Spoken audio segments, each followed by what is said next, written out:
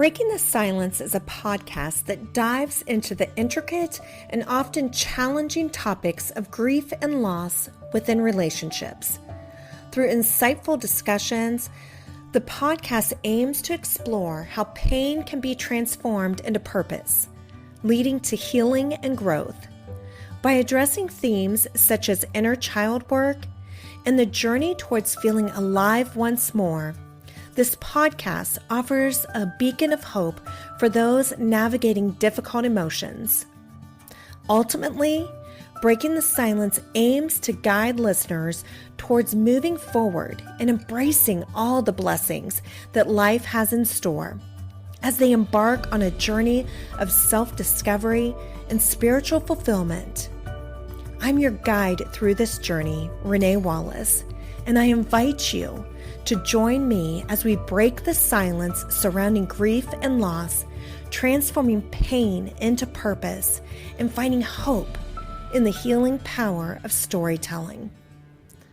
Welcome, my sweet friends. I'm so happy you're here. This is Renee Wallace with Breaking the Silence. And I'm just super excited that you're here, excited to share today. I thought today would be the perfect day to share Bryant's story with you. So first of all, if you haven't gotten something to drink yet, grab something to drink, sit down with me. Let's just get cozy and comfortable and chat. I have my water. It is 1:30 in the afternoon right now. So no coffee for me. And the sun is out here, so I'm super happy about that. Anyways, and just waiting for warmer temperatures. It's not like super warm, but soon enough. So spring is coming. Alrighty. So we actually got, I went to pick up Bryant on the 4th of July, and he was born June 20th, 2015, but he was born addicted. And so he had to spend 2 weeks in the hospital being weaned off everything. And when the agency, knew that they were releasing Bryant, they said that he could stay for the weekend if needed because it was a holiday weekend, right? But they said that his parents could no longer be there and stay at the hospital. They would not allow that. So Bryant could stay in the hospital, but the parents could not. And I could not bear the thought of this sweet newborn baby, this 2-week-old baby, being in a hospital alone with nobody to hold him and cuddle him and, all the things that a mama does, right? With the newborn, with her kids, period. So I said I would go get him the next day because they called me later on the 3rd. And so anyways, I went 4th of July, drove to Cincinnati Children's and picked up a new baby and brought him home. And the funny thing about that is that my oldest daughter had just had her second child, and Jude is 3 days younger than Bryant. So Bryant was born June 20th. Jude was born June 23rd. And so they just grew up together and being buddies. And it's funny because my grandson was the same age as my son. I mean, he wasn't my son yet, but of course he was going to be my son. And so sort of funny that they're the same age. But it was interesting too, that day, I had already committed to babysitting that night. My daughter and her husband were wanting to go see the fireworks, and I had committed to watching Jude and Bronx. And so anyways, there I was, the first night with 2 newborns babysitting. Good times. No, seriously, it was sweet. Yeah. So, and Bryant, so with being drug exposed, I didn't know anything about his illness. All that we knew, a baby that needed a home. I knew he was drug exposed. Okay, I can do drug exposed. I had had a baby before that that had also been drug exposed, that I had fostered. So I had experience with it. Um, and so, anyways,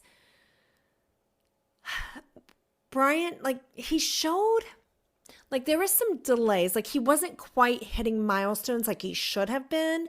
But again, I just chalked that up to the drugs and that he might not hit the milestones right on time. My doctor never expressed concern. We had him in physical therapy and speech therapy. We were teaching him sign language, in the meantime of him learning to, like, he would say some words. Like, he said mama and dada, pizza. Pizza was like his first word. He loved pizza. He said, I love you. But he just wasn't saying as many words as he should be. He wasn't like, by 2 years old, they're really starting to put some short sentences together for the most part. And he wasn't walking like he should have been. He would walk around the furniture. So, like, we would do physical therapy and we would set up, like, and even, even when the therapist wasn't here, I would set up toys on the couch so that he would have to stand. And if he wanted to get to another toy, like, he had to walk along the furniture to get to it. He didn't really like to crawl. He hated tummy time as a baby and would get super angry about that. Again, like, we sort of thought just like some sensory things. And so he didn't want to crawl or anything. We did end up, he started to. I have the sweetest video of Dave crawling first. And he has his camera recording and Bryant, like, crawling behind him and the other kids crawling too. That was the amazing thing of having all the bigger siblings. Like, they would model all of it for him. And then, of course, Dad would model it too. But he loved to booty scoot, which is interesting because I found, like, connecting now with families that had the same diagnosis, that a lot of these things were very similar, which again, I attributed to the drugs, but then we find out, oh my gosh, no, their children did it too, that had this diagnosis. So he would booty scoot. That's how he liked to get around. And he could scoot on his little booty around this house so crazy fast. It was the cutest thing ever. But anyways, so like I said, he wasn't really walking. They started to notice some things, like that he needed braces to correct, like, his feet were starting to draw downward. So he needed braces. And then also we got him a walker to help, really get him more mobile. And that was amazing. Like, it was just the best thing ever to watch this sweet little baby be able to get to everywhere that he wanted to go, and to have that freedom to walk. And I remember going into the pediatrician's office that day, or not that day, but soon after we got the walker. And I was just so excited about it. So excited for her to see it. So excited for him to even be able to walk down the hallway at the doctor's office, to the room. Like, I was either always carrying him or still using a stroller. And at this point, he was probably like 2 years old then. Maybe around there. And so just so excited to walk in, and I don't think my pediatrician was as excited. But she, had to have the hard conversations, and I've had to have hard conversations a couple times with different, kids or whatever. Nothing like this, but, Brody, even at a couple months old, had to have, surgery. And that's a story for another time, and it's not a huge deal. But when you find out your 2-month-old has to go in for surgery, and your pediatrician tells you, she's had to tell me hard things, and he was fine, but you're still scared, right? You're like, oh my gosh, my 2-month-old baby is going to be put under and needs to go to the hospital now. And like, so I left the doctor's office that day and went straight to the hospital. And so it was sort of like an emergency surgery. I mean, I think they had him the next day, but it was still very quick. So anyways, I got off track there a little bit. She was like, I think he might have cerebral palsy. And I just remember thinking, what in the world are you talking about? And of course, sometimes our mind goes to all the very worst places, right? And there is definitely a spectrum with cerebral palsy. But where my mind went at first was like, oh my gosh, what does this mean for my son? Like, are you telling me he's never going to walk? That he's going to be in a wheelchair his whole life? That he will never play ball with his dad? Like, what exactly does this mean? And so that was a very hard moment. I wish that would have been the diagnosis now. I would take cerebral palsy. So she told me that, we needed to do more testing. They wanted to do an MRI. And, so we got that scheduled.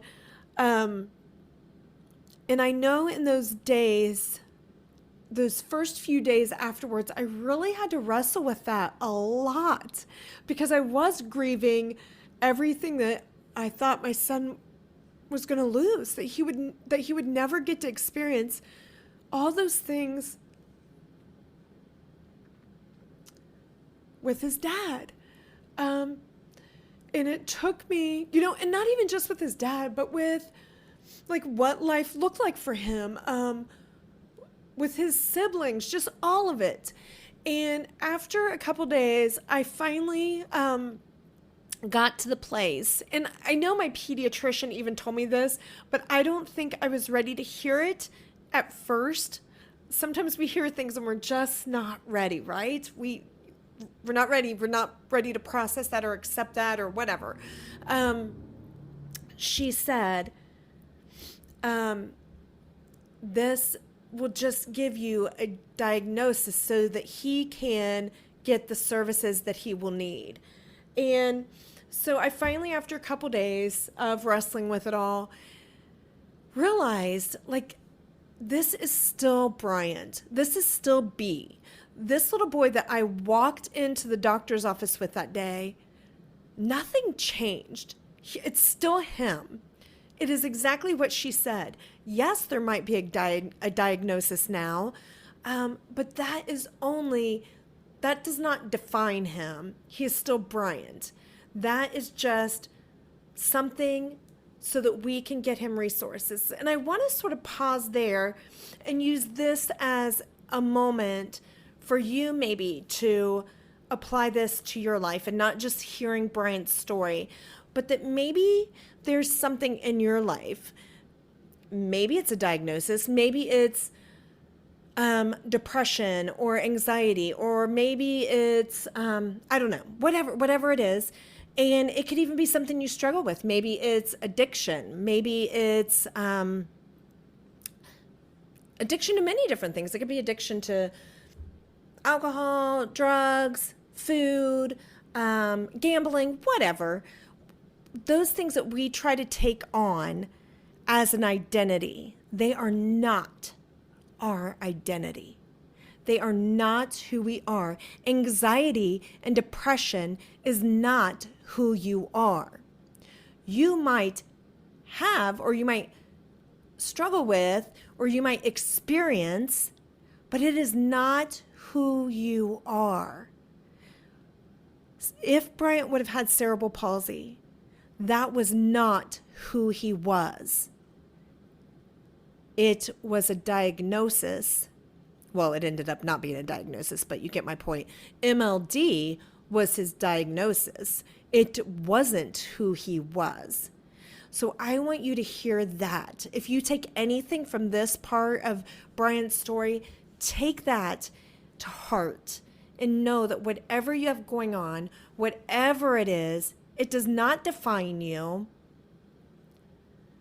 It is not who you are. Do not take that on as your identity. Who you are is in Christ, not anything you struggle with. So, okay. I just wanted to make that perfectly clear, and that was just the perfect opportunity to share that with you within Bryant's story. So anyways, they sent us off for an MRI, and the day that we got the MRI, we went in the morning, came home, they called me that afternoon. I knew right then it could not be good. Like, you don't get an MRI and get a call back the same day about the results. And so they told me that they seen something on the MRI, and they said that they wanted to do some genetic testing. And I mean, I knew it couldn't be good, but I still wasn't nowhere near thinking how bad it was going to be. And so they scheduled him for the genetic testing and did that. And unfortunately, there were some delays. Like, they lost a couple of the tests or something. And so time was like of the essence with his diagnosis. And so that was hard waiting. So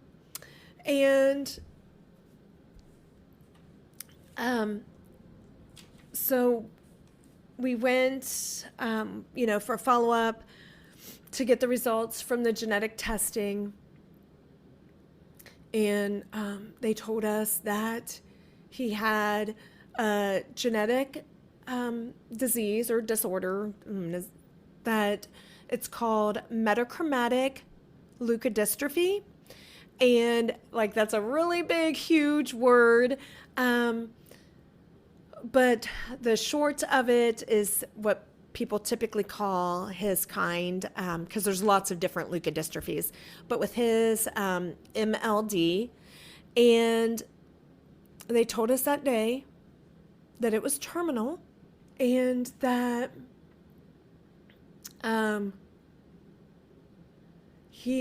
life expectancy was like 5 to 6 years old. And at this time, he was 2.5. We found out, I believe it was like March of 2018. Yeah, that would be right. We found out in March of 2018 because then he passed 11 months later in 2019, February of 2019. So that pretty much, and I should back up because I definitely want to back up for a minute. For some reason, on New Year's Day, I have no idea why on New Year's Day I decided to go into my chart, but I decided to, and to read the reports. I had never done that before, but for some reason that day I did, and read the report from the MRI. And this was before we had gotten the genetic testing back. Like I said, this was January 1st. In March, we went for his appointment for genetic, got the results. And everything I read on the report from the MRI that they suspected, everything was bad, like really bad. Like, there was not one listed there that I don't believe. I mean, they just all had very bad outcomes. And so, like, you read these really, really hard words, but you're like, that can't be. Like, there's no way. Like, how? Like, he isn't meeting every milestone, but he's healthy otherwise, Like, he's talking, he eats, all the things. Like, again, not talking like as much as he should, but definitely saying words, I love you, mommy, daddy, mama, dada, whatever. And so going in that office that day and hearing your absolute worst nightmare was so hard. Not as hard as it would end up being 11 months later, but very hard. Because you just don't know what to do with those words. And so I'm going to end there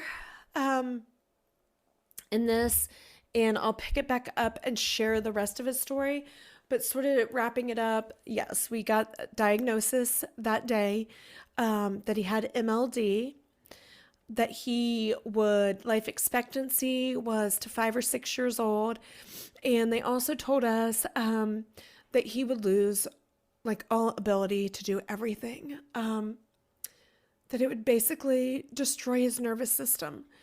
So if you think of a phone cord, I will share this and then sort of wrap this up. If you think of like your phone cord that you charge your phone with, there's like the covering over the wires, right? Over any wire, no matter what it is, your phone cord, your lights you plug in, whatever. There's like that coating over it to protect it, the wires from being exposed. Well, what is happening with a child that has MLD or a leukodystrophy? There's a disconnect.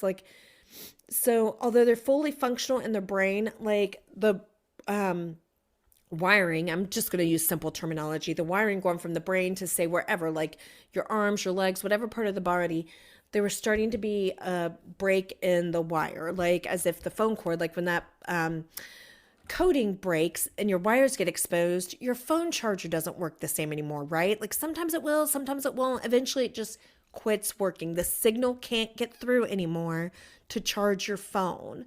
And that's what it was like for him. His brain was fully functional. He knew what he wanted to say, what he wanted to do, what he was thinking, like, hey, I want to walk, whatever. I want to say this to my mommy. But it would eventually make it that he couldn't do that. So they let us know that he would lose all ability. And it varied. Like he could go deaf, blind, like everything. But that was some really hard news to hear that day. And that for sure was a lot to process.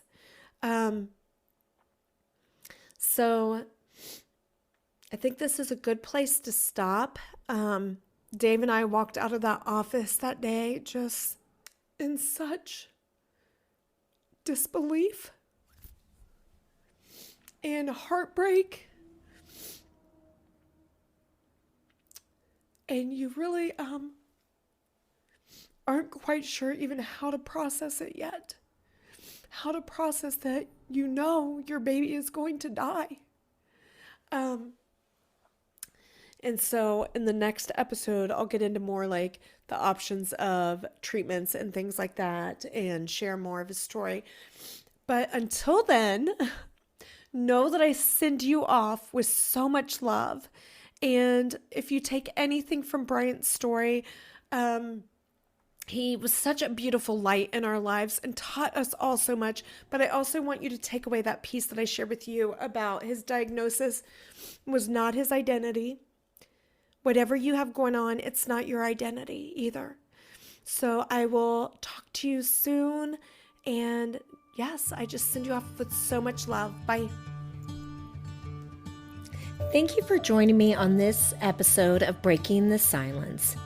As we conclude our time together, let us carry forward the stories we've heard, the emotions we've shared, and the connections we've forged. Remember, the journey through grief and loss is not one we walk alone. In the silence, we find solidarity. In our shared experiences, we find strength. And in our vulnerability, we find resilience.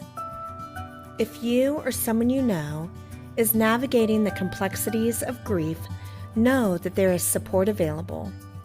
Reach out, lean on your community, and remember that healing is not linear. It's a journey, and you are not alone. Thank you for listening. Thank you for sharing. And thank you for being a part of this community. Until next time, may you find peace in the spaces between the silence. Please be sure to subscribe below and leave us a review. If you'd like to connect further, you can find me on Instagram at Coaching with Renee.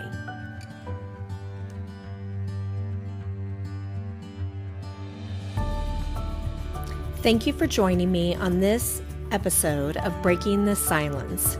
As we conclude our time together, let us carry forward the stories we've heard, the emotions we've shared, and the connections we've forged. Remember, the journey through grief and loss is not one we walk alone. In the silence, we find solidarity. In our shared experiences, we find strength. And in our vulnerability, we find resilience. If you or someone you know is navigating the complexities of grief, know that there is support available. Reach out, lean on your community, and remember that healing is not linear. It's a journey, and you are not alone.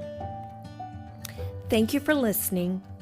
Thank you for sharing, and thank you for being a part of this community. Until next time, may you find peace in the spaces between the silence. Please be sure to subscribe below and leave us a review. If you'd like to connect further, you can find me on Instagram at Coaching with Renee.